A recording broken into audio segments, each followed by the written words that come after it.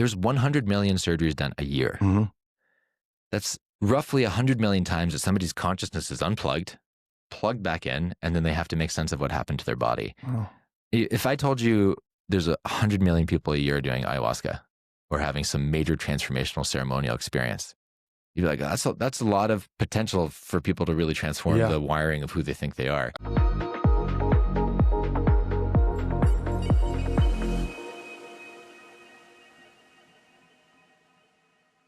Welcome to the Super Good Podcast. I'm Cory Caprista. I'm here with Dr. Jon Kanevsky, surgeon, entrepreneur. I would even say modern day adventurer. Yeah, man, it's good to have you here. Thanks for having me. Yeah. I'm excited to start with, to me, when I think of someone who's at the level of medicine practice that you're at, right? From my perspective, one of the top plastic surgeons in the world or aesthetic surgeons in the world, I'm interested in actually why, from your perspective, I've been thinking about this for a while, why do you call it aesthetic surgery instead of plastic surgery? Is plastic surgery a dirty word in your world? No, the terms get thrown around and there's a bunch of reasons why one person uses one versus the other. There's like branding, marketing. There's actually like some laws and regulations around who can use what. Really? Yeah. Plastic surgery just refers to the specialty, like general surgeons, cardiac surgeons, neurosurgeons. Plastic surgery as a specialty is plastic and reconstructive surgery. Anyone who's a board certified plastic surgeon did a residency in plastic and reconstructive surgery. The plastic part of it has nothing to do with material, nothing to do with polymers or plastic. It actually comes from the Greek word plastikos, which means to shape or mold. Oh. Yeah. Aesthetic surgery is a subdivision. It's like a piece of plastic surgery, which is focused on aesthetics. Most of plastic and reconstructive surgery is not about looking good or aesthetics. It's about reconstruction. So it's about shaping and molding the body after injury or congenital deformity. Wow. Yeah. You're really blowing my mind, because in my mind, and maybe a lot of people as well, the plastic goes with like, oh, it's someone being plastic. Yeah. They're putting something fake, or that's like the culture around it. It's connotation. It's kind of like saying, oh, you're a car mechanic. Why do you only work on F1 cars? Yeah. It's like, no, car mechanics work on everything. So there's like this big, broad specialty, but just because plastic surgery has been mostly popularized because the aesthetic industry, people only see it as aesthetics or cosmetics. Legally, there's been some like contention among who can say they're actually a plastic surgeon versus not. That's why there's actually a lot of cosmetic surgeons, and that's because you can't say you're board certified in plastic surgery unless that's actually true. So then there's surgeons out there who do like a weekend course. They might be like a general surgeon or pediatrician or whatever. And they're not fully trained in aesthetic or plastic surgery. So they'll do like a weekend course and then they can call themselves a cosmetic surgeon. So what should you look for if you're looking for a surgeon? What is like the highest end language you're looking for? You want somebody who's board certified in plastic surgery. And what's unfortunate nowadays, there's so much branding and marketing that goes into everything that's healthcare related that patients, unless they're really told what to look for, they don't know. So somebody could be board certified in general surgery and do plastic surgery procedures and say they are a board certified surgeon. Patients, it's true, but patients won't fully know the details. So it's unfortunate that so much of this is left up to patients to try and figure out. But if today you are looking for the highest quality trained plastic surgeon to do a procedure, you want somebody who's board certified in plastic surgery. That means they went to school for it and were tested and examined and had a regulatory body say, yes, you know how to do plastic surgery. That's what you want. And board certified in plastic surgery, either by the American Board of Plastic Surgery or an equivalent governing body in Canada or Europe or somewhere else. So funny how the marketing can stay one step ahead of the people. There's so many crazy. different terms. Well, another common one is facial plastic surgery. So those are surgeons who are well trained, but in ear, nose, throat surgery, and then did a further training in facial cosmetic surgery. So they should not, technically don't have the training to be doing things like breast implants or tummy tucks. They're facial plastic surgeons. So just in the face. Just in the face. No, it's helpful. You have one of those jobs that like a little kid would want to have, right? There's like, hey, I want to be an astronaut. I want to be a fireman, fire person. I want to be a doctor or a surgeon. And so I'm curious to start at the beginning of how you grew up, where you're from, and we'll get to sort of what led you to medicine, but give us a little bit of, your origin story. Yeah, I'm the son of an immigrant family. Russian Jewish origin. Both my parents are from Russia, grew up in Soviet Russia. They immigrated to Israel, and then from Israel ended up in the States. It's a sort of, in some ways, a really classic immigrant story. You know, if family moves from one place to another, the difficulties of moving and starting and picking up from zero, where education is super important, working hard and proving yourself is super important. And so, being a first generation American, my origin story is one of like just strive for excellence, but not in a. I wouldn't say I had a challenging environment growing up. My parents were very loving and supportive. Yeah. But it always just felt like, you know, we're giving you the opportunity to pursue the best and do the best. So just do that. Your dad's like a real life superhero. Like lost his... totally. Yeah. Yeah. Growing up, so my father lost his hearing when he was about 3 or 4 years old. And this is in Soviet Russia. Like, this is not a place that's necessarily kind or supportive of people with disabilities, let alone being Jewish. So that was like a double whammy for him. So growing up, he had to overcome tremendous challenges to get his PhD, finish the top of his class, and to have a successful career as a mathematician. So even though it was never, I wouldn't say, like when I think of people telling me about challenging immigrant stories growing up, like their parents are super hard on them and must bring home A's, it was never really like that. But there was just this feeling growing up like, well, if my dad and parents could overcome incredible, tremendous challenges, I should too. And it's like they're leading by example. Yeah. You know, like this person is overcome, but has no excuses. Yeah. I can't either. Yeah. And so growing up at home, it was a very, I have fond memories of my childhood. Even the challenging moments, my dad would, you know, weekends were a lot of creative problem solving, and we have to do like math puzzles and a lot of chess and, you know, typical Russian stuff. Yeah. The way, watching the way that my parents approach life, and specifically my dad with his disability, is that anything could be a creative problem with a creative, any problem could be overcome with a creative solution. And thinking outside the box was just always a thing. I'm sure you've been asked this a lot, but what was it like growing up with a deaf parent in the household? It certainly, looking back on it, made me grow up a lot, made me be more responsible in ways than I think other kids have to be. You know, any kind of social setting I'd be in with my dad, I would be aware that he might be missing information. So as a young kid, I'd have to, I'd get to help him navigate through stuff. One example is, I remember we got into a car accident. It was just like a fender bender, not a big deal. And I remember as a kid, I was maybe like 6 or 7 years old, just, you know, like having the conversation about license and registration and getting contact information. Like, these are not things a normal 6 or 7-year-old thinks about. And I didn't really know, I guess that's when I learned that's what you have to do in a car accident. But I was like helping my dad take down the information and make sure that he got it all. My dad is a very high functioning person. But he's a great guy. But given the disability, there's just ways you have to step up. I think in other ways, it's also made me have a higher level of emotional intelligence just by witnessing and observing my dad. Yeah, you're like tracking him and his experience, always kind of having part of your brain on when you're with him. What he's experiencing. Does he need me for anything? Can I support him in any way? So when your parents moved from Israel to the US, where did they land? Princeton, New Jersey. That's where I was born.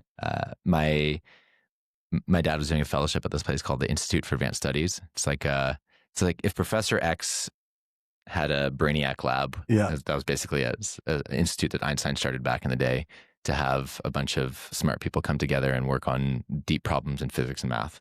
It's one of those low-key names. So my dad was working there at the time. That's where that's where they landed. That's where I was born. It was pretty interesting. You know, there's all this thought about epigenetics and like what was your birth prenatal environment like? And there's all these thoughts like, if you're kind of, if you're being built as a human inside the womb during a stressful period, somehow that external environment might shape your future. And the way my parents tell me this story is that it was extremely stressful. They were like in the US on a visa. They weren't sure where they were going to end up. My dad didn't have a job lined up, but my mom was like 9 months pregnant, and they were like, we basically don't know where we're going to live. And that was that was like the moment in their sort of stressful lifetime that I came to be. But yet, it was, I mean, I have very fond memories of my childhood, and How do you think it did shape you? that period of time and them coming to this country. Just the way they tell the story, it just gave me this like, oh, like I was born in an environment where I can handle stress. Yeah. Yeah. And that's something you've experienced now, that you're able to handle stress well. So, okay, you're a kid growing up, Princeton, New Jersey. Keep going with that. Where does that? Yeah. So around the time that I'm one, my parents moved to Yorktown, New York. Yeah. And my dad gets his first job at IBM. It's the research center for IBM. This is in the 80s. And I really feel like I had as idyllic of a childhood I can imagine. We had this little house in the middle of the woods. My mom's an architect, so she's been project engineering this house for the past 30 years. Wow. And it was beautiful. Like my playtime was outside in nature, and it really forged this deep appreciation within me that playtime and solitude and peace was just nature. Yeah. Yeah. Like I lived so far from school that I took the short bus. Like I got used to being on this little mini bus to get to school. Yeah. And I had a really, from what I remember, a really beautiful childhood. What kind of kid were you if you were to look back and you're like 8 to 10 in that range? What described you as a kid? Chubby. The defining feature. Chubby. I was a chubby, mostly happy kid. Yeah. Yeah. Chubby. Were you chubby as a kid? I was not chubby as a kid. No? I was imagining you when you said that, like eating a bunch of chocolates happily outside. Yeah, maybe but... so chubby my parents were a little concerned. You know, they were like, they'd hide treats around the house. They would hide treats? Oh yeah, they hid the treats. Did that affect you socially, being a little bit chubby? Yeah, totally. I was very self-conscious about it because I didn't really feel any particular way about it, but knowing that my parents were worried, I was like, oh, this is the thing. You could feel them worrying about your weight from an early age. Mostly, my aunt is the trainer for the Israeli gymnastics team. Yeah. And, none of my cousins were overweight. No. They were all like fit, Ripped. skinny as real. Yeah. So I was like, anytime I go visit them in the summer, they'd be like, who's that fat American? You're like, So where did you get interested in medicine? Was that early on, helping people, supporting people? Because your dad, you're obviously supporting your dad. I don't know if there's a line there, but I think it was a natural trend. Yeah. Internally, I'm quite competitive. Mm-hmm. I was always fascinated by science. I thought the world through a scientific lens is the coolest story you've ever heard. It's basically like, it's the most insane story that has ever been told. It's a lot more information in that story with science. Yeah, I also give credit to the teachers I've had throughout the years. I think a lot of people's lives are shaped like this. If you have a teacher that inspires you, that makes a story cool, it could be history, it could be home ec, it could be science. I mean, I just had great science teachers that told a cool story, and I was just fascinated. I also loved working with people, so that just competitive, love science, want to work with people. It's just kind of a natural trend. Like, when did those collide though? Like when you were like, "Oh, maybe that's medicine for me." My older brother. So my older brother's a doctor. Oh. He was a big part of my inspiration to want to pursue a career in medicine. And he, I'll never forget. I shadowed him for the first time when I was in high school, or was it high school? It might have been university. Yeah. I spent a summer with him when he was in med school, and he was like, "I'm going to take you on call with me to the ER." So he takes me to the ER. You walk in. And if you've ever been to the ER, it's a zoo. It's madness. And he just puts me in the corner. He's like, "You just sit here and observe."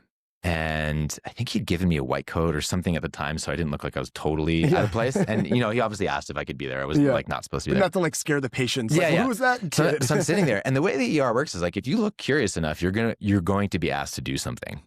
Right. And I was curious. Yeah. And so my brother leaves me alone for a little while, and out of nowhere, this doctor appears with a specimen cup in his hand. He's like, "Here, take this to pathology lab." And I look in it, and it's a fingertip. Oh, God. It's a smelly, necrotic fingertip, which I learned, or is a toe of somebody who is diabetic. And I freaked out. I looked at it. I was like, this is insanely cool, but what? Did I make a mistake coming here? Yeah, I was just like, And I probably look like a kid like lost where there was somewhere they're supposed to be. So I just kind of stood there until my brother showed up and he's like, give me that. And he just like walked off. It's hilarious. I wouldn't have thought that if you just stood in an ER long enough looking curious that they would give you something to do. That's an amazing. Yeah. I mean, not as a patient. I looked like I was there to be doing something. Yeah. So but I had you to work. Yeah. Somebody would be like, here, do this. You know? So that didn't turn you off from. No, I was like, this is cool. I want to do more. But you froze in that moment. But it didn't totally stop you conceptually from wanting to do it. Just literally you had like a physical reaction to the necrotic toe. Yeah. Have you ever seen a chopped off toe? Yeah. No. Yeah. It's pretty intense. So it shocked you, but then it actually led to more curiosity. Absolutely. I was like, I want more. And then, you know, I want to give my brother the credit where it's due. He did such a good job of not only showing me like this one side of medicine in the ER, he also took me to this like total opposite end. And this is like 15 years ago now, where now we talk about functional integrated medicine. It's like nobody bats an eye. But back then it was like, what is this woo-woo nonsense? He did for a few weeks, I shadowed this ER doctor who also had an integrative medicine practice. And it was mind blowing because it was like the full spectrum medicine. It was like ER is like where medicine, this is the last stop of medicine. This is where things go wrong. This is where people are in car accidents. This is what happens when you don't eat healthy. Like we need that kind of medicine because it's putting out the fires. But there's this other side that I discovered, which was how do you approach people as humans and incorporate the whole arc of their life as to who they are physically, emotionally, even sometimes spiritually. It was like very cool and interesting to me. So go ahead. Oh, I'll just give you an example. So like in the ER, some people go because they have a UTI and they need antibiotics. The same doctor was treating people in his integrative medicine practice with hypnosis and positive visualization. And he had I'll never forget, he had a young girl who had recurrent urinary tract infections at 14 who completely overcame them without medicine through positive psychology and visualization exercises. Whoa. And that rocked my world because I was just like, that's when you were shadowing him. You got same doctor set up by my brother. So it's interesting. So, I mean, a little bit about your practice is you're one of the top plastic surgeons in the world. You work in Beverly Hills, the top place to get plastic surgery. It's like what you think about when you think about getting something done, you think about Beverly Hills, right? And so that two sides, like the ER side of, hey, something bad really happened and it's like urgent, you need to be taken care of. And then this other side of integrative preventative medicine. How does that come out in your practice with what you do now? Because it probably does, but this might be a controversial take. Yeah. And I've noodled on it for a while. I think for pay elective medicine, plastic surgery, aesthetic surgery is one of those. Yeah. Might be one of the truest, most honest forms of medicine. I love that. Yeah. Explain. Give me it. And it's provocative. I think it's provocative and controversial, but I've really thought about this for a long time. So, first of all, I'll say nobody needs aesthetic surgery. It is a would like to have or want to have, but not a must have. It's not like knee surgery. It's not like heart surgery, brain surgery. So that's the first thing. So nobody needs it. People want to have it. So that by virtue already makes it a kind of a different category, which is, it's a lot easier to have a discussion to say, hey, like we're going to go into this as a consensual, well-informed experience between a doctor and a patient about what can go wrong here, what can go right, but nobody needs it. That's the first part. But people often probably feel like they do need it when they come in, right? Absolutely. Yeah. And not to say that it's not helpful. It doesn't actually change people's lives for sure. But at the end of the day, you know, it's not like somebody's deciding between having a rhinoplasty and a heart surgery operation. Like one, and you one's know, a priority over the other. Usually, even though like functional rhinoplasty, people can't breathe through the nose, like their lives get significantly better because they can sleep at night because they can breathe. So that's the first thing. The second thing, where I say I think it might be one of the more true or honest forms of medicine, is there's so many competing interests in the world, at least in the Western world or US healthcare, of what it means, what's best for a patient. Because it's rarely actually what's truly best for the patient. You've got insurance companies that are deciding whether or not to pay for stuff. Right. You've got, I'll say, healthcare providers, because that's what the U.S. healthcare system's become. It's no longer a doctor or a nurse. It's like this like crazy list of different people that might interact with you. And then you've got all the different tools and medications and all these things. At the end of the day, if you have a blockage in your heart or one of your arteries, you need a procedure or something that's going to undo that. But then you've got all these different competing interests as to what's going to yield the best profit, or what's going to lead to the shortest hospital stay, or what's going to do this and this and this and this. So you have an essential service that needs to be done. Yeah. And you have all these people and competing interests that are trying to pick off to make sure that they get paid. And that to me introduces a lot of bias, a lot of competing interests that is not the priority, which is let's take the best care of the patient. Of the patient, yeah. Yeah, which ironically, in an aesthetic surgery procedure, if a patient comes to me, whether it's, for breast surgery, facelift, tummy tuck, my number one priority is their safety and a good outcome. Yeah. There's no other competing interests. I'm not going to be swayed by an insurance company. Right. I'm not going to be swayed by, like whether or not they basically my focus is solely on them and a good outcome. And if I feel for any reason that it's not a good idea, I'm not going to do it. Whereas that's not always the case in other places because somebody needs to have that heart surgery and there's a lot of competing interests. Same thing. And it happens a lot in medicine. So it's almost more like the integrative holistic practice in that way. Yeah. A lot of people probably roll their eyes like, what are you talking about, dude? You're talking about like people getting facelifts is like the truest form of medicine. Yeah. But the truth is, I think as far as bias goes, it's just a lot, it feels a lot cleaner. Yeah. You're in high school or whether it was early university or high school, you go shadow your brother. You have the necrotic toe experience. You freak out, but you actually are more intrigued and you're like, okay, I'm going in that direction. So was it very clear from that moment on, that's my goal now. I'm going to go into being a doctor. Yeah. Yeah. Okay. But then I had to, if you think of the journey of being a doctor, like Lord of the Rings or like a video game, I had to conquer level 1 boss. Level 1 boss is the MCAT. And I nearly lost my mind studying for that exam. I remember at some point I called my brother. I was like, man, I mean, it's a test that tests your smarts and ability to take a test. You got to there's a physics, chemistry, and math, and then like essay writing. You have to score above like a 30 or whatever. It's completely changed. It's different nowadays. And I remember studying for that summer, and I was like, this is the first boss. This is like the first level with Gandalf fighting a dragon or something. And I nearly threw in the towel. I was like, this sucks. I don't want to do this, blah, blah, blah.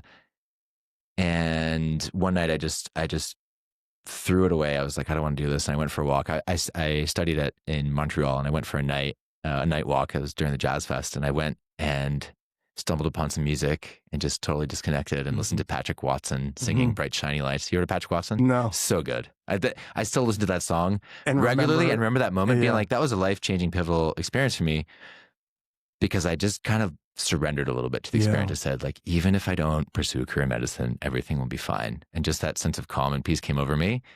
And I still listen to that song. That's amazing. I mean, by the way, Montreal Jazz Fest, I just went to Montreal recently. Amazing. Like the city it's iconic. Is iconic. Okay. So that made you drop some of the pressure and expectation. And when you were studying for the MCAT, you're taking practice tests, you're tracking your scores. Oh yeah. That's what's making it pressure for us. You're not hitting the scores yet that you need to. Yeah. And it's insane. I mean, like the criteria to get in med school there's so much pressure. First of all, it's like all the overachievers are already trying to go to the next thing. Like you already have a bunch of overachievers that are trying to be selected among even smaller group. Yeah. I forget what the stats are, but it's like, less than like 5% of applicants get into the school of their choice. What really turned for me in that, from like, oh, do I want to do this? Do I want to not? What made it, I'm a very much more of a carrot than a stick kind of guy. Like if I see the reward, I know what I'm working towards rather than fear of the punishment. Yeah. And in this case, fear of punishment was like, I'm never going to become a doctor. I'm going to be a failure. Blah, blah. Instead, I was like, I spent a summer in Guatemala volunteering as a student, and I saw cleft lip and palate surgery for the first time. So in this tiny rural town in the outskirts of the biggest city of Guatemala, and a group of surgeons flew in there to operate on these children with cleft lip and palate. Cleft lip and palate is when the face doesn't form correctly. So basically, when you're in utero in the womb, face it's like facial. It's origami. Yeah. The face needs to come together like origami. Otherwise, the points where the pieces of paper, the face doesn't meet, you get these little slits that are extremely disruptive to eating, breathing, smiling, functioning normally. And these are the things that you see on the TV ads that are like to fund these surgeries in these countries, right? You'll see the videos of the children with those things. Exactly, yeah. So it's plastic surgeons that do those procedures. And that was my first introduction to plastic surgery. So here I am in Guatemala I think I was like 19 or 20. What's your role on that? Just helping. Help. Like literally whatever they need. Necrotic Toe Guy. Yeah. Basically like, necrotic, like, hey, go talk to this family. I was just learning Spanish. Like, go talk to this family. Have them sign this form, take a stool. I saw so much poo that summer. Like, take a stool sample here, pee. Like, just, whatever. Necrotic toe guy, poo guy. Poo guy. Yeah, like, 100%. That's basically the trail of medicine is you do the stuff that nobody wants to do or that people would rather not do, and you just kind of climb your way up to getting more and more responsibility. So I'm in Guatemala observing these surgeons, changing these kids' lives, and it really had an impact on me. So that became the carrot. I was like, the feel good of what it meant to change somebody's life to that extent and see these families in tears, these kids smiling, that became a huge carrot for me. And so when I came back to finally studying for the MCAT, I was like, let's do this thing. Let's go. And I'd be sitting and studying. I'd be thinking like, man, that felt really good. I want to do more of that. Yeah. So you let go of the stick, which was the stick in this case was the pressure. Like, I'm going to fail. It's not going to happen. It's too hard. I'm going to screw up my life. And you drop that at Jazz Fest. Then you go down there and go, wow, this is actually what I'm doing this for. And you came back with like a renewed sense of purpose. I would say that's the very first time in my life that I felt the power of service. Like to be in the mode of service without expecting to receive anything, without receiving praise, without just to witness how like an act of good and service can percolate and create so much more. It was powerful. That was a big carrot. Yeah. And I think, the thing about service is one, it always is a great way to start feeling good. If you're not feeling good, get into service in some way. And like you said, responsibility. There are people, because they've trained and they've developed a skill set, can be responsible. They're fit to serve at a higher level. Like, so being the surgeon that can actually fix those kids' faces, that's an amazing, really high level of service, right? So it's all service is great, like from the smallest act all the way up. But I love that you had like a big vision for, I want to be able to serve at that level. Yeah. Poo guy's great, but also I think I could be the guy that can actually. I didn't mind being poo guy. Yeah. Way better to be scalpel guy. Way better to be scalpel guy. And that vision didn't actually materialize. It took almost 20 years. From that moment. Because I only recently went back and did my first mission trip about 6 months ago. And it was so powerful. That was your first time. It was my first time since then. Yeah. Yeah. Going back and being scalpel guy. Hell yeah. I went back and I was scalpel guy. And you're a scalpel guy. Yeah. And how was that experience for you? But it was the most profound thing I think I may have ever done. Can you just paint the picture? If people don't know, it's a pretty intense trip because basically the people that go down there are extremely valuable. Every single hour that you're on site down wherever you are is valuable. You're like on the clock, right? So if you paint the picture of like who goes down there, who organizes it, and then what's the trip like for you? So I'll start by saying this. I went with a group called Global Smile Foundation. Yeah. Some of the best organized mission trip it was like, it felt like getting chosen to be on the All-Star Olympics team. Cool. I was like, this is sick. I'm with the All-Stars. So basically picture taking a group of top Ivy League trained, not just surgeons, because we go down there with our own nursing staff, anesthesiologists, pediatricians, OR technicians. Wow. So it's like whole team, which is very different than a lot of other mission trips where they just take the surgeons and they go and you have to try and like make sense of the situation wherever you're at. No, we went with our own like start to finish service. Yeah. And it was like dropping an F1 Ferrari race team in the middle of the jungle and having them like make sports cars. It was very impressive. Yeah. So we went down there with this team. It's a week of surgery. We do close to 100 procedures. And I liked a few things about the process. There's a lot of longevity. So there's these surgical mission trips get criticism sometimes because it's like, oh, these Western doctors come in from out of nowhere, do all these surgeries and they don't follow up the kids. Yeah. That is not the case here. This is an established annual clinic where there's continual follow-up. So you're doing new cases and seeing your old cases. Yeah, over the course of a decade. Yeah. Like the oldest patient there is actually now part of the staff and he's in his 20s. Cool. And I got to work with him every day. And he was one of those patients almost 20 years ago. That's got to be so inspiring when someone's on the staff and they're like, they had the experience. Absolutely. And now they're contributing. Yeah. And the founder, his name was Osama, one of the Dr. Osama Hamdan, like honestly, one of the most humble, but just go get him, initiative driven. He's on it. So our days were jam packed. We'd start at 6 a.m. and go well after sunset. Every day. Yeah. And it was just a great vibe and mission all the time. So how many people did you personally see and operate on?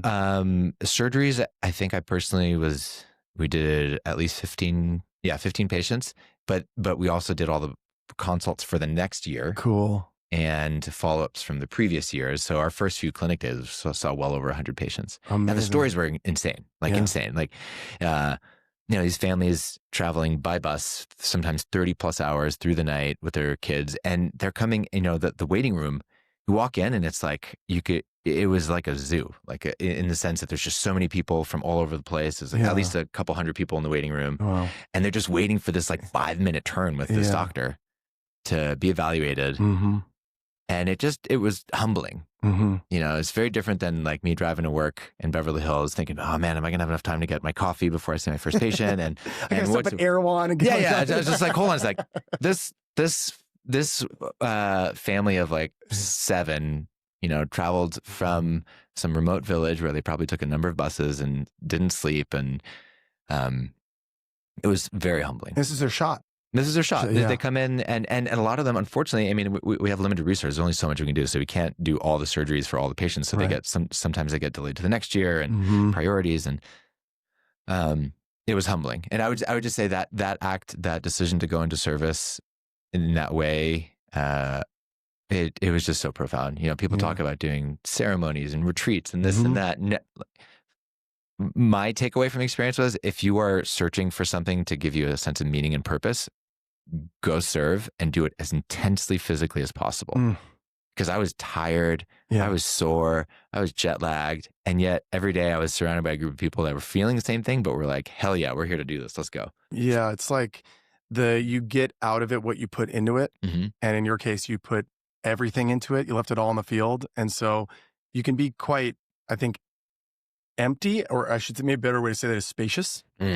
So whatever wants to come up from that, because you've just poured yourself out, like the gratitude, the joy, the tears, whatever, that sense of satisfaction or the feeling has a space to be because you've just poured it all out, an empty container. Okay, so going back, you go on that trip. That's the carrot. You come back, you hammer on the MCAT.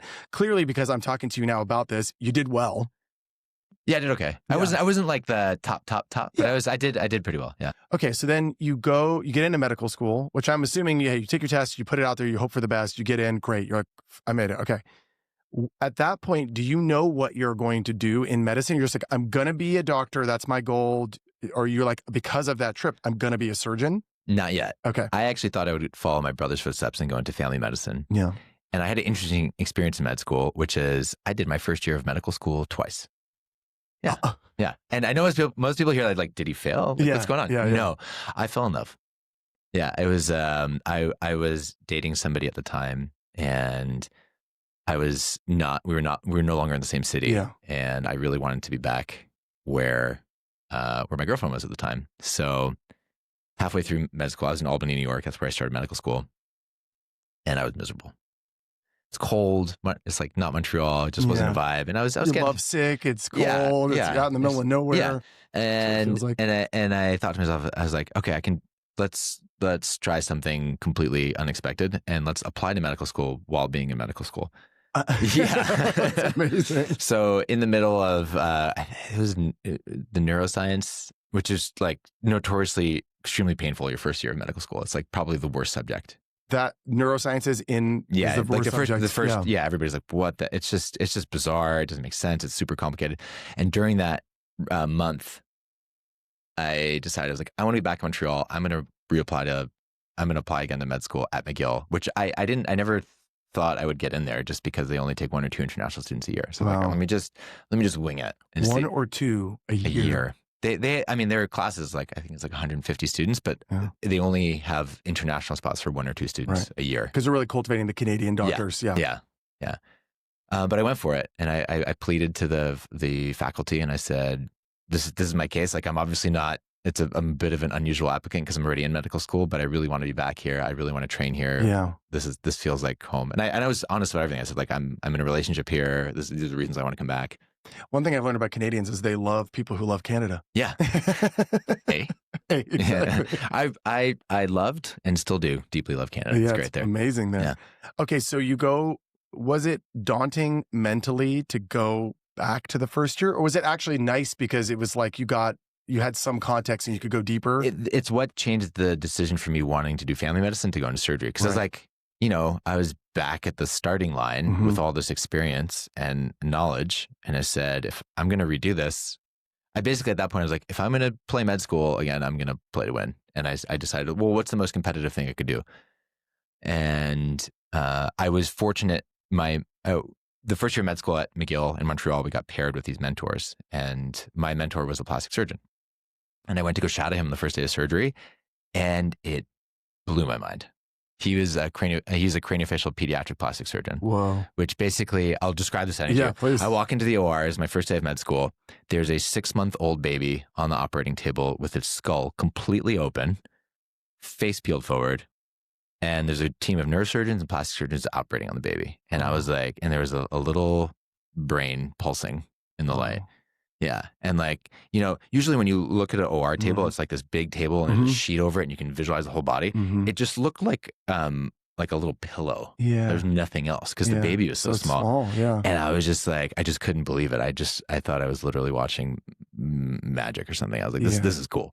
And that. What was that at surgery they were doing? Sometimes when babies are born, the bones in the skull fuse too soon, and it's called craniosynostosis. So basically, there are plates, right, that need to like expand as you grow. There's a number of bones in the skull of a baby, and they can't fuse too soon because the brain is rapidly expanding and growing, and it's literally like the tectonic plates on the Earth. Yeah, they need to be mobile to accommodate what's happening underneath. So the same way that the bones of the skull need to move, if they fuse too soon, it can cause limitations in the growth of the brain, and also you can get the kids can look funny. Yeah, yeah. So they were fixing that. They're literally just removing the bones, reshaping them, and giving them more space to grow. Whoa, yeah, it's like amazing. Arts and crafts of the brain. Pretty wild. Yeah. So I saw that surgery. Yeah. Here I am, first day of my second time doing my first year of medical school. That's your first day. Maybe not the very first day, but it was first week. First week. It was like it was my first time in an operating room like that too. And I was like, this is insane. Like if I at that point I decided if I see something cooler than this, I will do that specialty. But until then, this is what I want to do. Yeah. Like that's the coolest thing I've ever seen. It was incredible. And what drew me further and deeper into plastic reconstructive surgery is that was just like one facet of it. Yeah. And so when I got deeper into plastics, like one day you'd start by operating on the abdomen and then the breast and then the hands and then the face. And so for somebody, I have a bit of an ADD personality. Like I like variety and novelty and difference. It was great because you get to study all these different parts of the body. Yeah. Learn them, master them, and use the anatomy to fix and shape them. So for people that don't know the culture between general practice, or I don't know, family medicine, or if you would call it what that category is, and surgeons, you're like, yeah, I'm going to do the most competitive thing. Some people listening will know that surgery is very competitive, but if you could just paint the picture for people, the culture difference. There's all these memes out there that like if like the different surgical specialties were dogs, or if the different surgical specialties were types of food, and they're hilarious. I like encourage you to go look at these memes because they're very funny. There's basically two subdivisions of medicine. There's medicine and surgery. Yeah, and surgery is and they usually have a counterpart. So any medical specialty usually has a sister surgical specialty. So you can be a cardiologist or you can be a cardiac surgeon. You can be a neurologist or a neurosurgeon. And I guess with plastic surgery, it's like dermatologist or plastic surgeon.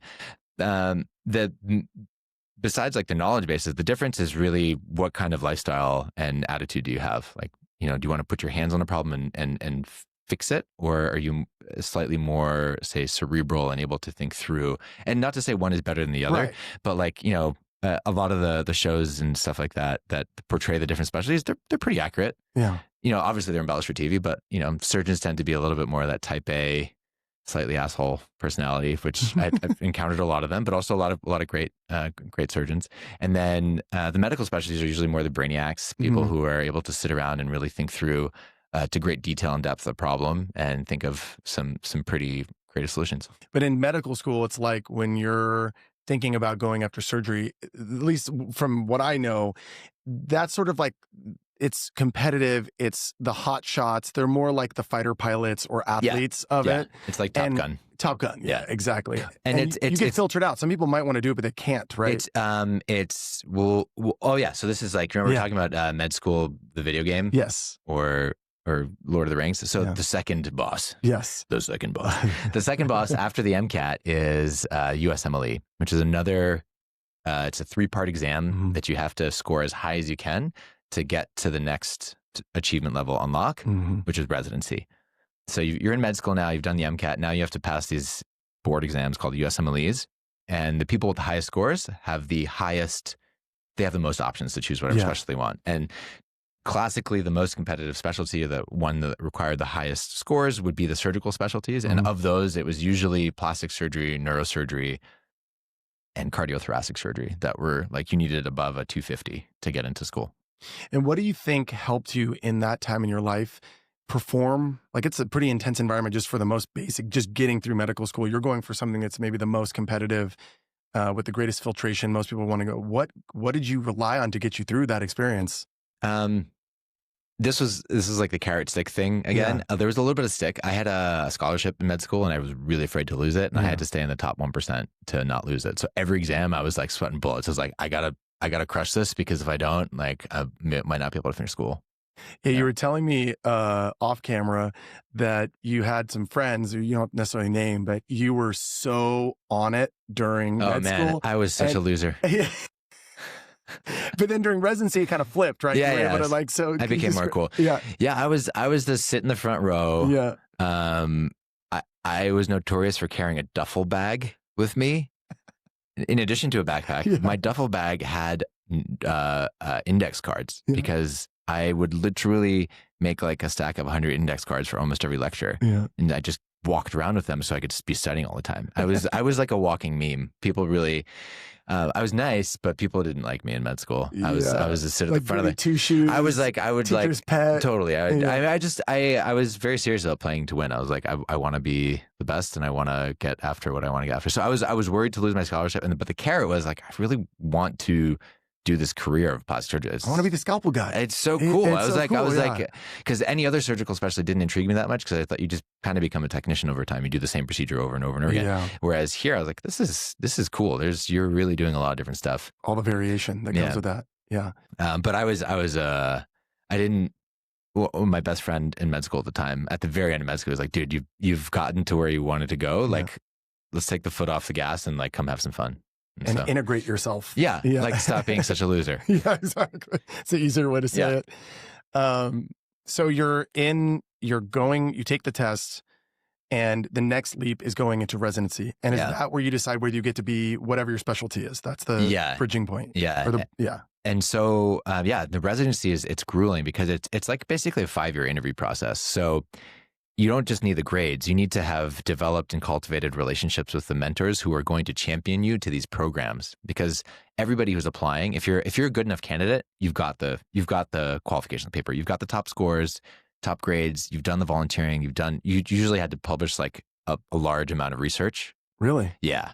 Like 15 to 20 plus papers, usually, the competitive applicants. So everybody's kind of the same, more or less, on paper. And at that point, it becomes, who do you know and who have you developed meaningful relationships with? Well, that's an interesting moment to say, because right now, one thing that is, and we've had a few people on the podcast like this, but I know you to be one of the best tribe builders or community builders. I mean, the word that is out there more is networking, but just your ability to create connection with someone and also like connect other people together. You really are like off the charts in my experience of you. So were you that way even back then in med school, your ability to connect with your mentors, professors, others? I think it's evolved over time, but I would say back then it may be more opportunistic, and I've softened it in a sense to surrender to the flow that like the universe is going to put the right people in front of me.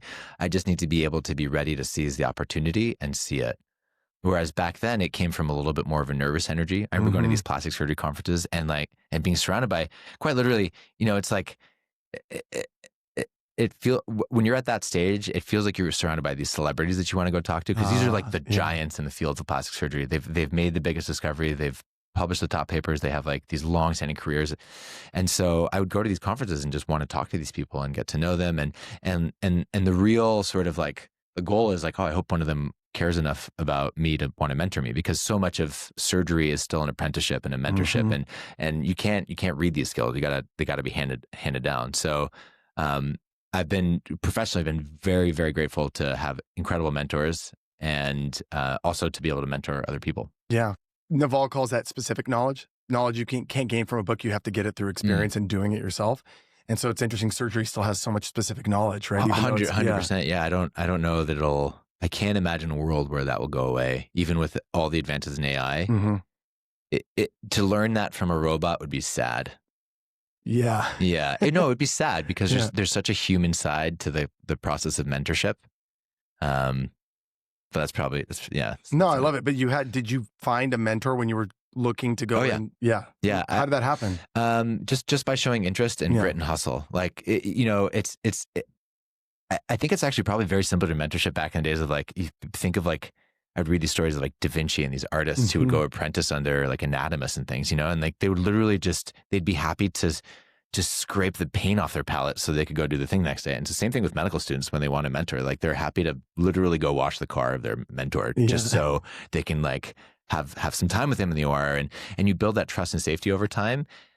In my experience in medical school, you would do a lot of research with and for your mentors. You'd help them like you come up with ideas and publish a paper or gather data so they could build and advance their academic career, but they're doing it as part of a team. Yeah, so you're working your way up the toe guy ladder, but you're still more towards toe guy than scalpel guy at that point. Oh yeah, between toe guy and scalpel guy comes like hold this thing in the operating room, which is a big deal. Like if you're in the operating room getting asked to hold an instrument, you are officially participating in the surgery. So as a medical student, you might have the joy and pleasure of holding a retractor, which is basically just like a shiny metal object that holds something in place. Yeah. And you better not breathe or move because that's your job. Because you're literally, it's in their body. It's in the body and your job is just to hold it and be still. Yeah. And then if you get really good at that, maybe by the time you're a resident or a senior medical student, you can hold a pair of scissors and you get to cut stitches. Oh, shit. Yeah. And you better sure as hell hold the scissors properly between your ring finger and your thumb with the screw pointing up to the ceiling, applying just enough pressure to cut the knot at the right spot, whether it's 2 to 4 millimeters. And there are surgeons who'll be like, that was 3 millimeters, cut out the knot and tie it again. Wow. Yeah. So they're like every step when you get an opportunity, they're watching you like a hawk to see if you're able to do that step correctly to give you more responsibility. That step in the behavior in the operating room. Like, are you somebody I want to sit and stand with in the operating room for 6 hours? Are you going to be constantly fidgeting? Are you asking weird random questions? Are you not paying attention? Like, are you cool? Like, picture. So even the hang is important, even in surgery. The hang is actually probably the most important part. Really? Vibes matter. The vibes matter super. Because you're like, especially because when the shit hits the fan and a case gets stressful and something's not going right, you don't want the guy who's going, oh shit. You want the guy to be like, take a deep breath, hand me the instrument, I got you, we're doing this together, Yeah. Like picture you're camping in the woods and all hell breaks loose. Like, do you want the person who's freaking out or you want somebody who's like, maybe even throw in a joke to make humor and navigate the situation. So you can stay focused. Yeah. Yeah, that's one of the things that's interesting about, that was one of the things that is interesting about being a surgeon is it is more performance-based. Like an athlete or a fighter pilot, there's like a physical thing happening and you need to be able to stay focused and perform. And so the environment that's created by the team, by whoever's in the room, it can affect, and it sounds like it does affect people's performance over time. So you want the right people around you. They're going to amplify high performance and not take away from that. Absolutely. Yeah. And the team, the mindset of the team, like the best surgeons I've worked with actually really care about their team. Yeah. They'll do everything from work out together with their team from time to time, or just, have like a grounding meditation. I've seen some pretty interesting things in the operating room that you would be surprised by. So when you're a lead surgeon, you're almost like the quarterback of the team or the coach and player. Yes. You're like in management and you're playing and you're in management. Yes. Yeah. Wow. So who was your person that gave you your shot? I would say it was the program director of plastic surgery at McGill. Yeah. Mirko Gilardino he took me under his wing and really championed me, as well as the chief resident at the time. It's probably more important. His name is Yusuf Tahiri, and we're still in touch. He lives in LA. He's a really well-respected pediatric ear plastic surgeon. Wow. That's his specialty. Yeah. He remakes little babies' ears that are born without ears. Anyway, he and I, when he was finishing residency, I was starting medical school, and he took me under his wing and showed me the ropes. So what's the journey then from going into residency and... Oh, I just want to say, sorry, please. just out of respect and credit to my mentors. And then I did my fellowship, which is some of the most important mentors. And I worked with these two surgeons, Jay Calvert, one of the best rhinoplasty surgeons in the world, and Grant Stevens, who's well-respected for contributing to aesthetic surgery far and wide. He was like the top. So you've worked with some of the best. Yeah. And that was in LA, in Beverly Hills and Marina Del Rey, where they trained me. And I still talk to my mentors pretty regularly, especially Dr. Stevens. That's awesome. Yeah.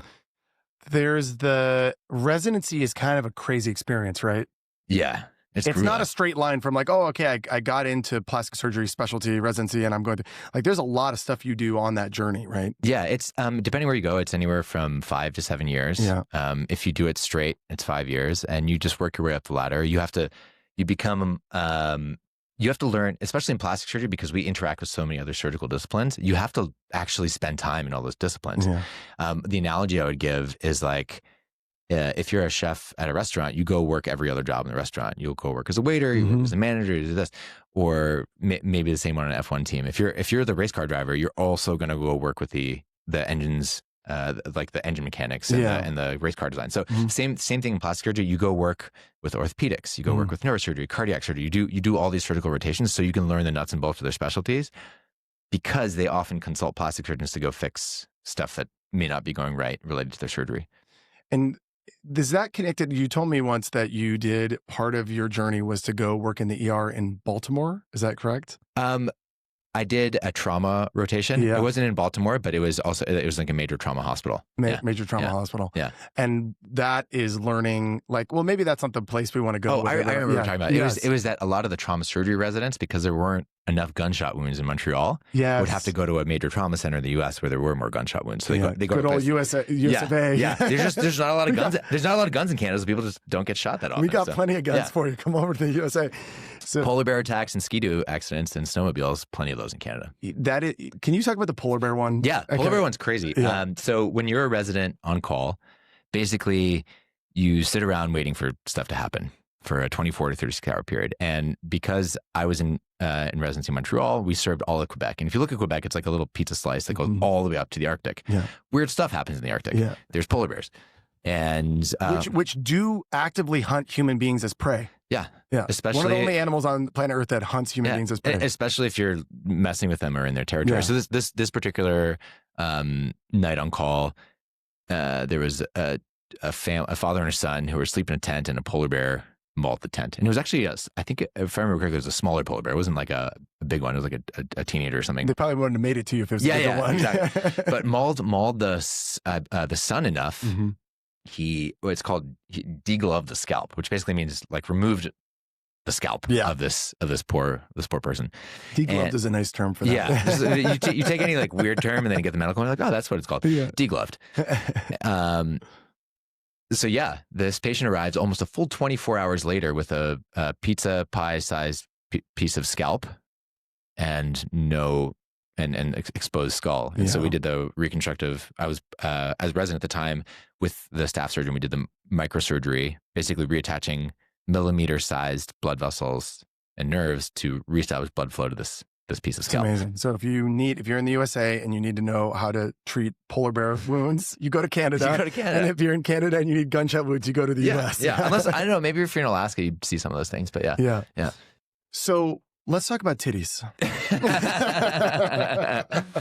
Tell me more. Yeah, exactly. Well, I mean, so you're in residency, and now if we could fast forward, and there's a lot in between that I'm curious how you would connect the dots. But you've some of your work, it's not all of your work, but a major part of your work now. I don't know if you term it reconstructive breast surgery. I don't know what do you call it? It's reconstructive and aesthetic surgery of the breast. Great. So working on the breast for patients who want larger, more fuller shaped breasts or after cancer. Right. And so you are working, that's probably the surgery people think of first when they think of plastic surgery. Like if they hear that term, someone's a plastic surgeon, they're going to think of breast augmentation, breast implants. And you studied all these different things. And here you are now kind of, in the home of plastic surgery, the best place in the world, doing like maybe the most classic surgery, and yet you're doing it differently. Mm-hmm. So I'm just curious if you could talk to us about like whatever you want to talk about from getting from there to that, but there's somewhere in that process you decided not to do it like everyone else. There's a reason you got interested in breast augmentations, and it's not the classic way to do it. So I stopped using breast implants and don't do breast implant surgery anymore. It's been almost a decade. And the reason I stopped is because I noticed more and more patients were reporting coming in that they felt their implants were making them sick. Yeah. Nowadays, it's known as breast implant illness. At the time, it was this sort of confusion as to what really it should be called. But it's very clear that there is now a known association between breast implants and some of these symptoms that make patients feel sick. I personally think that breast implants are maybe one of the biggest incidences of gaslighting in the medical industry in our generation. I'm sure there's others, but this one's pretty prominent, especially because of the arc of the story. It actually starts in the 80s or 90s when breast implants were banned because a group of rheumatologists saw that patients with breast implants had a higher incidence of some autoimmune conditions. And what is a rheumatologist for people that are listening? Yeah, rheumatologist is a doctor who studies the immune system as it relates mostly to joints. Right. So arthritis and a number of symptoms, diseases, and syndromes where the body's immune system attacks your joints.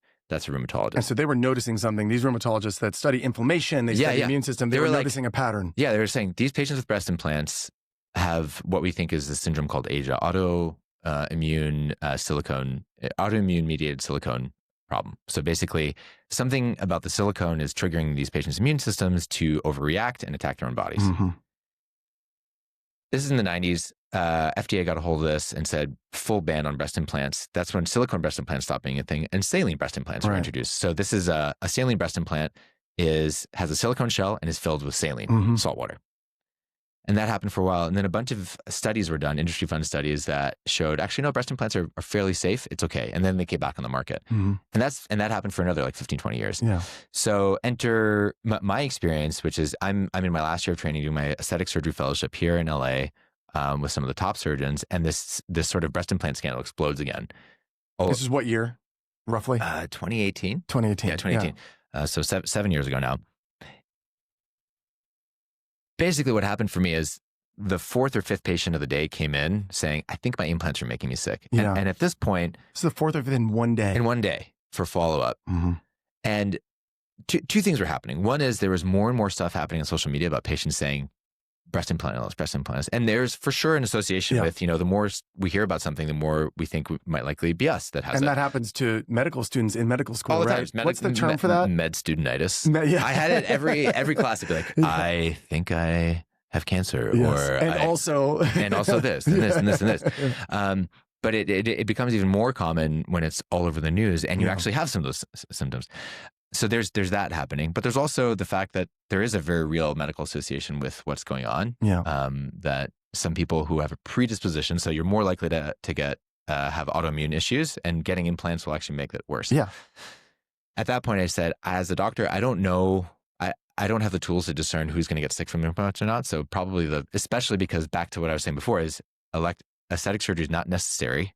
So given that, why would I choose something that with a risk of 30% somebody likely having the symptoms? Why would I do that? So I just said, I'm not going to do implants. And going back to coming from a lineage or coming from mentorship, I think, and tell me how it actually was, you had come in contact in your studying or your apprenticeship with doctors that were doing something else.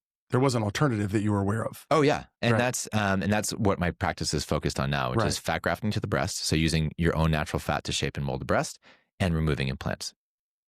My focus is on, until a better alternative comes around, people are still going to get implants. More and more women will get sick. Yeah. So my goal is to for women that want to remove them, and do a natural, safer alternative with fat grafting.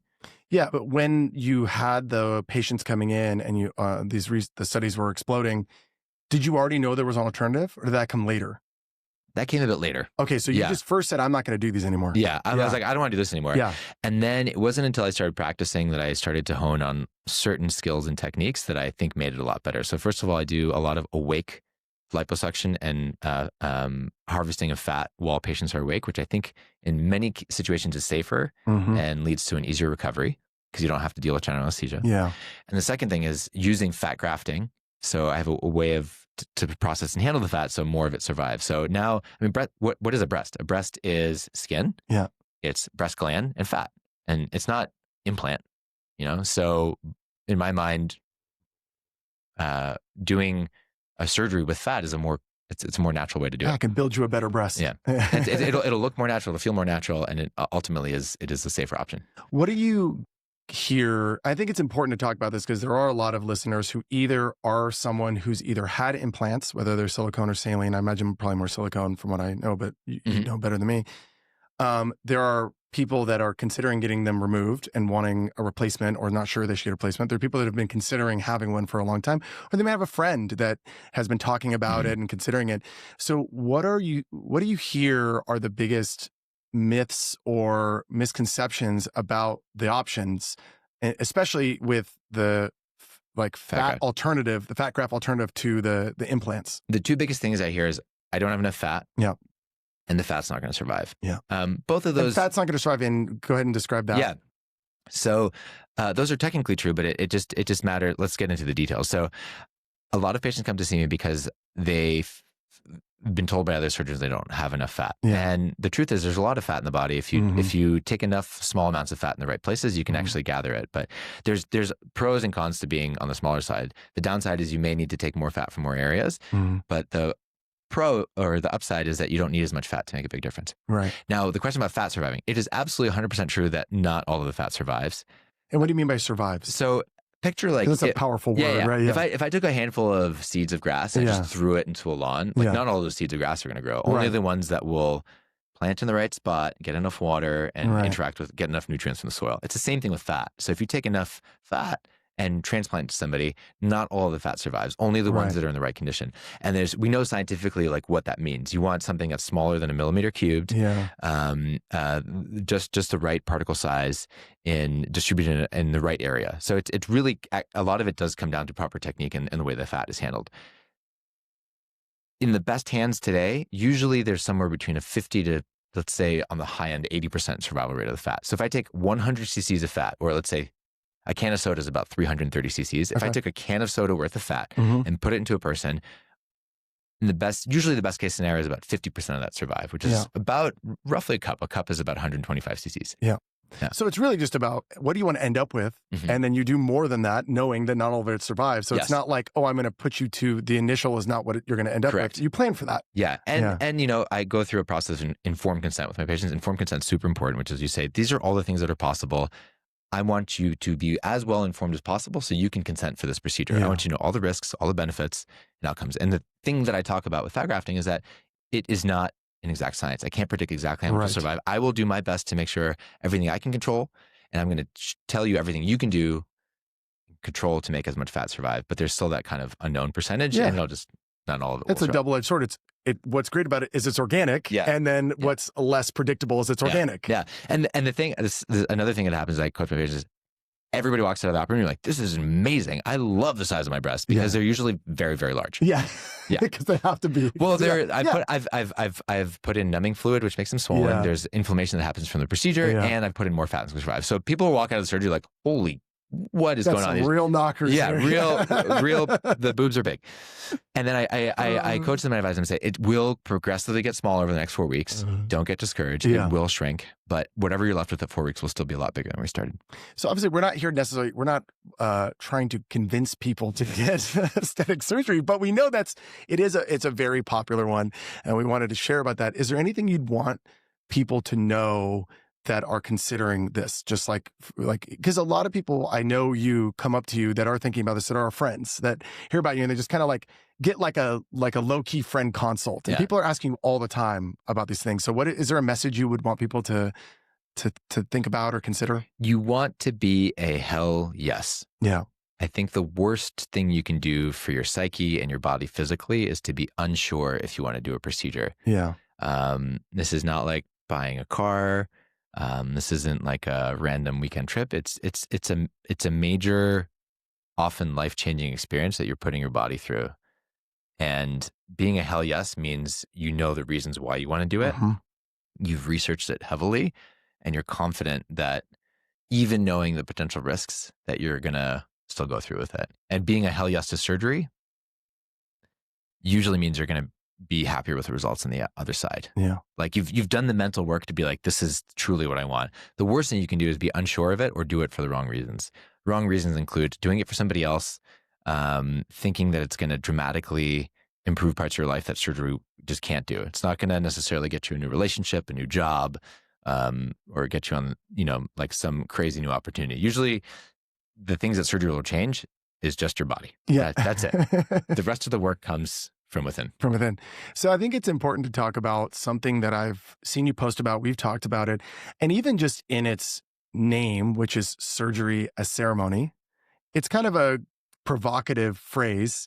And I think that's probably for a reason. And I know there are people that might be listening, or even if they're not, that are just out there, where I would say, ceremony sounds like it's far end of spiritual end of things, right? And then surgery, or especially aesthetic, elective plastic surgeries, are maybe the farthest from what some people would consider spiritual or, integrated, wholesome or wholehearted people. Like what we're aiming for, there's like soulful, and then there's like plastic surgery, right? Mm-hmm. And so what I've seen you talk about is surgery as ceremony. I think there's a lot that goes in. There's a reason that you came up with that phrase to be provocative, and I'm really curious for you to share about that. Yeah, and recently I was acknowledged for it in probably the worst way possible, which is really funny. Really? There's this Instagram account called, I think it's Healing from Healing, which I love. It makes a lot of fun of the woo-woo world, Gotcha. which I fully lean into some from time. But they actually featured something that I talked about, and that was one of the posts. I was like, I'm flattered and embarrassed at the same time. But the truth is, I still stand by it and believe in it, which is, I think it was provocative for people to hear without having the full context of what goes on behind it. Because surgery ceremony is kind of like, it's just out there. It sounds like a TikTok reel bit that someone would do. Oh, yeah. But listen, surgery for me, the idea of having a scalpel go anywhere in my body, I have been lucky enough personally to not have one. The people have had all kinds of different surgeries for all kinds of reasons, chosen or unchosen. It's a scary thing. Mm-hmm. There's a lot that goes into it. And so it's very intriguing to me because it's an intense thing you're doing. Yeah. You're potentially going under general anesthesia, that you're being cut open. It's a lot that goes into it. And so, yeah, I think it's important to give the context. Yeah, I think it's an interesting thing. Yeah. So ceremony can be a polarizing word, but if you just kind of look at what is the ceremony? It's something that has a process behind it. There's a practice, there's a ritual. It's something that's repeated and it's done with intention. If you remove all the woo-woo side of what, we both lived in LA at some point, there's a lot of ceremony happens there.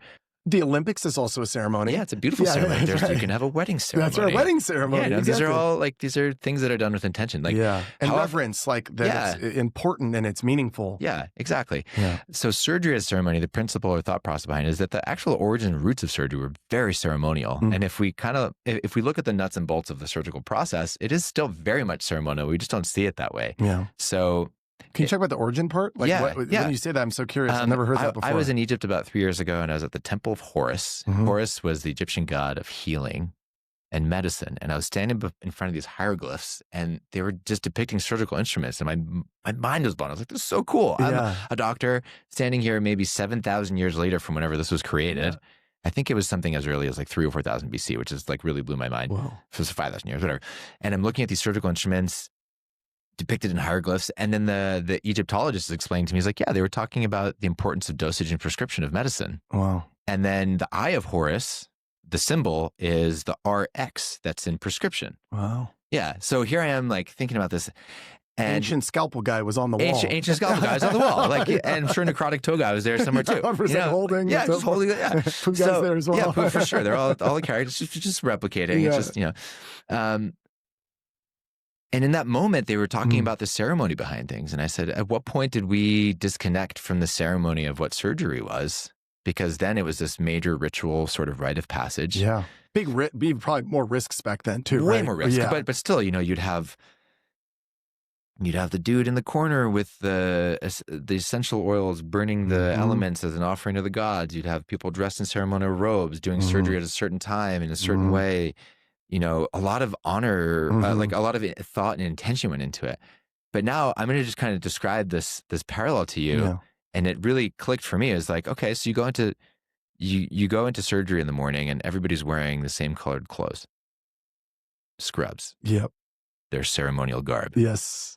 The patient has fasted the night before and has avoided certain foods and medications in preparation for surgery. All right. There may have even been the process of bloodletting before surgery, which is they did their labs. Mm-hmm. Right? Yep. Might sound ridiculous, but it's like, hey, these are Like we're removing that intentional element from it. Right. You know, there's not somebody praying before the bloodletting. All these things happen.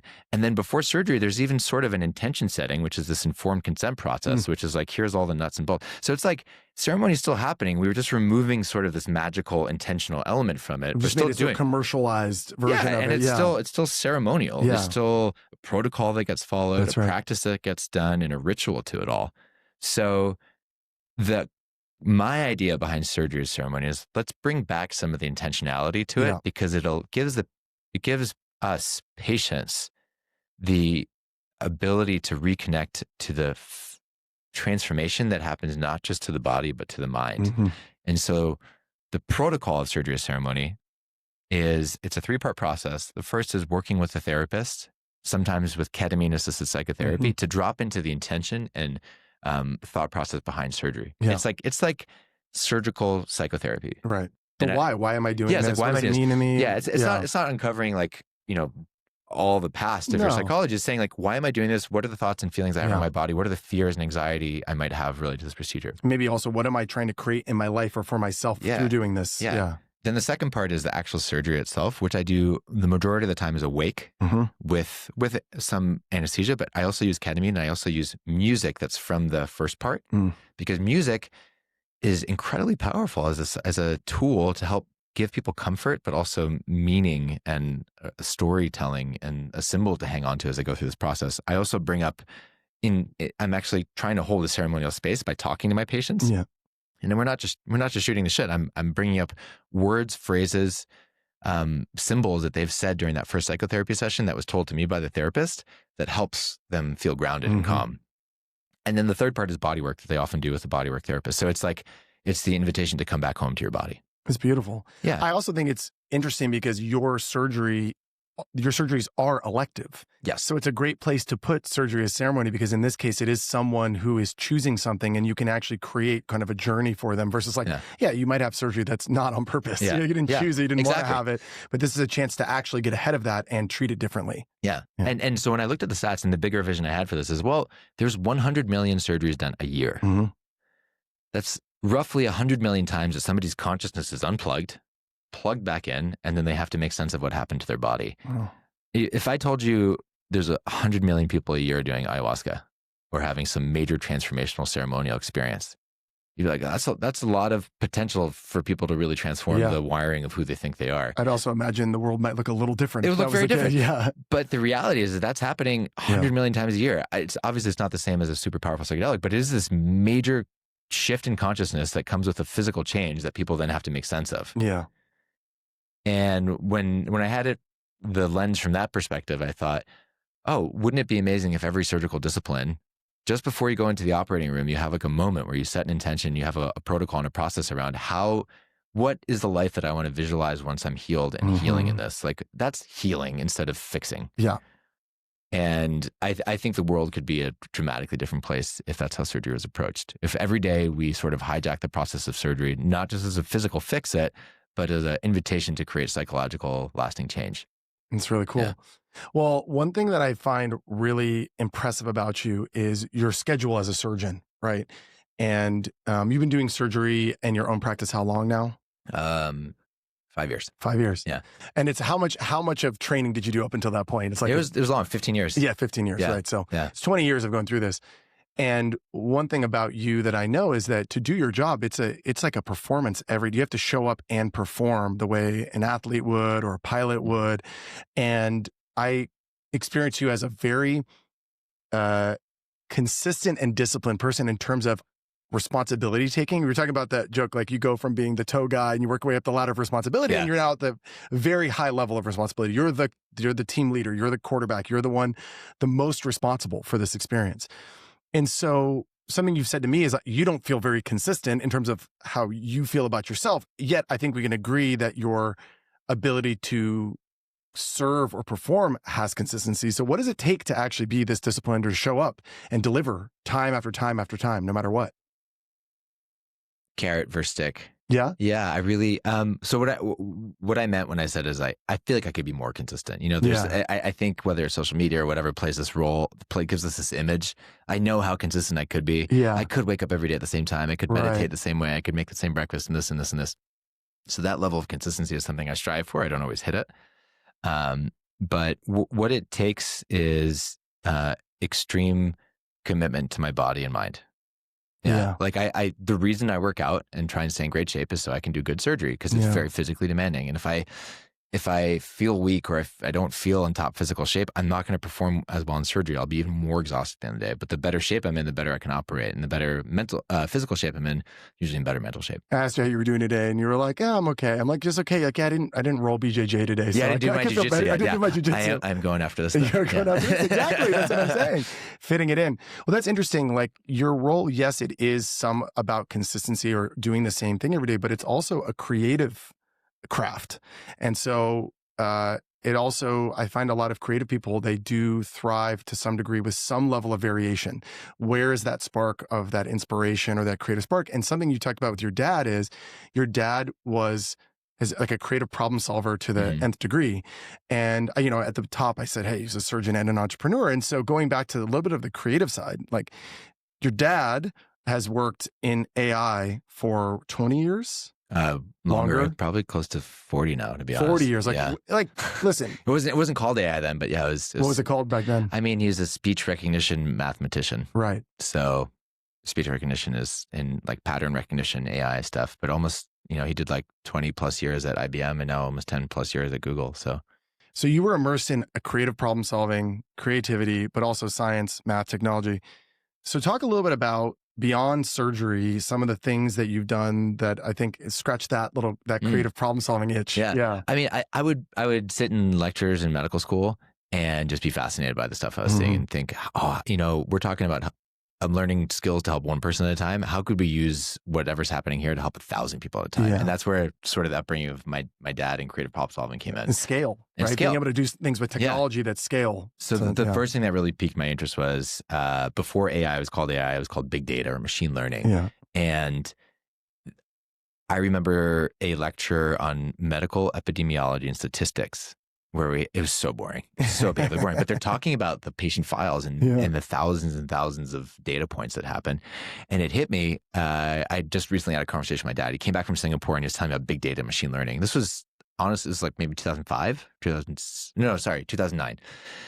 And I was sitting in that lecture and I was thinking, oh man, this is a real opportunity. If there was some magical way to gather all that data, we would gather insights and have a super knowledge of patient information.